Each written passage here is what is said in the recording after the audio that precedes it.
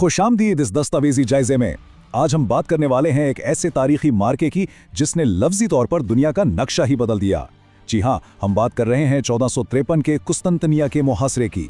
ये कोई आम जंग नहीं थी, बल्कि इंसानी तारीख का एक ऐसा फैसलाकुन मोड़ था जिसके असरात आज भी महसूस किए जाते हैं। जरा तसव्वुर करें, 1000 साल से भी ज्यादा अरसे तक ये शहर यानी बाज़ंतीनी सल्तनत का अजीम दारुल हुकूमत बिल्कुल नाकाबिले तस्खीर खड़ा रहा।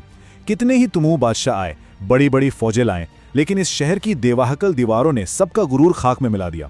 मतलब सदियों तक कोई इसे छू तक नहीं सका था।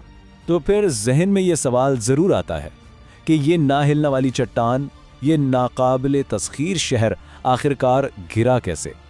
इस राज को समझने के लिए ना हमें उस वक्त के हालात की संगीनी और उस एक कमाल के विजन को देखना होगा जिसने तारीख का धारा हमेशा के लिए मोड़ दिया। आइए इस कहानी की गहराई में चलते हैं। हिस्सा अव्वल, नाकाबिले तस्खीर शहर।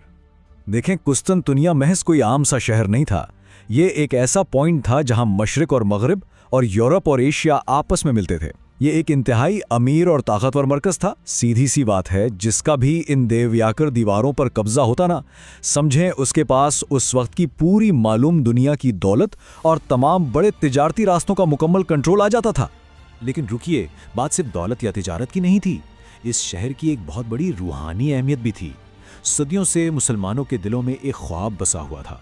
वो ख्वाब था इस मशहूर और मुक़द्दस पेशीनगोई को पूरा करने का, जिसमें कहा गया था कि एक शानदार फातेह और उसकी बेहतरीन फौज इस शहर को फतह करेगी। एक ऐसा जज्बा था जो सदियों से नस्ल दर नस्ल आगे बढ़ रहा था। हिस्सा दोम, सुल्तान मोहम्मद का उरूज। अब ये बड़ी दिलचस्प बात है। 1451 में जब नए उस्मानी सुल्तान मोहम्मद सानी ने इक़्तिदार संभाला, तो जानते हैं उनकी उम्र क्या थी? सिर्फ 21 साल। जी हाँ, महज 21 साल। और इसी कम उम्री की वजह से बाकी दुनिया के हुक्मरानों ने उन्हें बिल्कुल हल्के में ले लिया। उन्हें लगा ये तो नातजुर्बाकार है, भला ये क्या कर लेगा। लेकिन ये उनकी कितनी बड़ी तारीखी गलती थी, ये तो वक्त ने ही साबित किया। क्योंकि सुल्तान मोहम्मद कोई आम नौजवान नहीं थे। उनके इरादे किसी फौलाद से कम नहीं थे। उन्होंने अपना सारा बचपन खेल कूद के बजाय जंगी हिकमत अमली सीखने, जदीद इंजीनियरिंग को समझने और तारीख के गहरे मुताले में गुजारा था। उन्हें अंदर से ये 100% यकीन था कि कुस्तंतुनिया को फतह करना उनकी ही तकदीर है। उनकी इस तैयारी को आप बस एक जुनून ही कह सकते हैं। हिस्सा सोयम, नामुमकिन की तैयारी। जरा इस सूरत हाल का मुआजना करें। ये एक बड़ी सनसनीखेज महाज आराई थी। एक तरफ बाज़ंतीनी सल्तनत के वो मुहाफिज थे जो बिल्कुल तन्हाई का शिकार थे, लेकिन अपनी उस 1000 साल पुरानी देवे हाल की पत्थर की दीवार के पीछे महफूज बैठे थे। और दूसरी तरफ हजारों उस्मानी फौजी जो रिवायती हथियारों से नहीं बल्कि तारीख की सबसे बड़ी और जदीद तोपों से लैस थे। ये एक तरह से पुराने दौर का नए दौर की टेक्नोलॉजी के साथ सीधा टकराव था। 1453 के मौसम बहार में खौफ और तनाव अपने उरूज पर था। अप्रैल में शहर को मुकम्मल तौर पर घेर लिया गया और फिर मई के आगाज में जब उन देविया हैकल तोपों ने आग उगलना शुरू की तो लफ्जी तौर पर जमीन कांपने लगी। दिन रात गोलाबारी हो रही थी, लेकिन दाद देनी पड़ेगी मायूस बाज़ंतीनी मुहाफिजों को कि मई के वस्त तक उन्होंने कमाल जुर्रत का मुजाहरा किया और दीवारों को टूटने से बचाए रखा। एक तरह से मामला बिल्कुल तातुल का शिकार हो गया था। हिस्सा चहारम, खुश्की पर बहरी जहाज। अब जब समंदर की तरफ से रास्ता बंद मिला, क्योंकि बाज़ंतीनियों ने दाखिली रास्ता एक बहुत बड़ी लोहे की जंजीर से बंद कर रखा था, तो सुल्तान ने वो किया जो किसी के वहमो गुमान में भी नहीं था। उन्होंने पहाड़ियों के ऊपर रातों रात लकड़ी के रास्ते बनवाए, उन पर बेतहाशा तेल डलवाया और अपने भारी भरकम जंगी जहाज़ों को खुश्की पर खींचकर सीधा गोल्डन हॉर्न के पानियों में उतार दिया। जरा सोचें, सुबह जब बाज़ंतीनी मुहाफिजों ने आंख खोली तो वो ये देखकर लरज उठे कि दुश्मन की फौज हर तरफ से उनके सर पर पहुंच चुकी थी। ये इंजीनियरिंग की एक ऐसी हैरत अंगेज मिसाल थे कि आज भी अक्ल दंग रह जाती है। हिस्सा पंजुम, आखिरी हमला।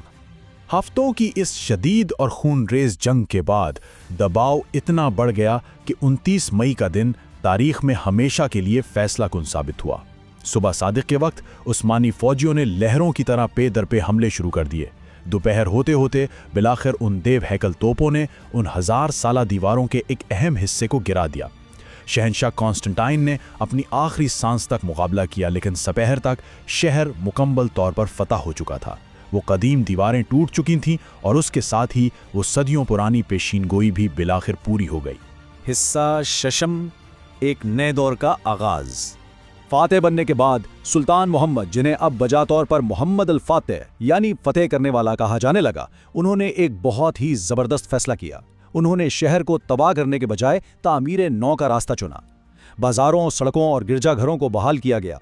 मशहूर जमाना आया सूफिया को एक शानदार मस्जिद में तब्दील कर दिया गया और इस शहर का नया नाम रखा गया इस्तांबुल। यूं ये शहर अजीम उस्मानी सल्तनत का एक नया और धड़कता हुआ मरकज बनकर उभरा। इस एक फतेह की गूंज पूरी दुनिया में इतनी जोर से सुनाई दी कि उसने उस वक्त के ग्लोबल ऑर्डर को उलट कर रख दिया। सदियों पुरानी बाज़ंतीनी सल्तनत का हमेशा के लिए खात्मा हो गया और उस्मानियों की ताकत पूरी दुनिया में मुसल्लम हो गई।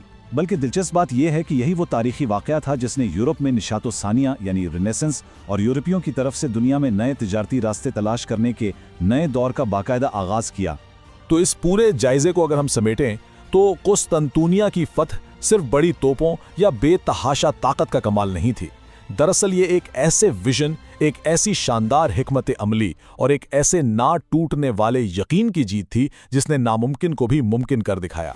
सीधे अल्फाज में ये जामिद दीवारों के खिलाफ इंसानी अज़म की एक बहुत बड़ी कामयाबी थी। आज भी अगर आप जदीद इस्तांबुल की गलियों में जाएं तो कहीं ना कहीं 1453 की वो गूंज आज भी महसूस होती है। और ये हैरत अंगीज दास्तान हमें एक बहुत गहरी सोच में छोड़ जाती है कि आने वाले वक्त में हमारी इस दुनिया को कोई नई शक्ल देने और इंसानी तारीख का अगला दौर शुरू करने के लिए अब कौन सा नया अजीम नजरिया सामने आएगा, जरा सोचिएगा।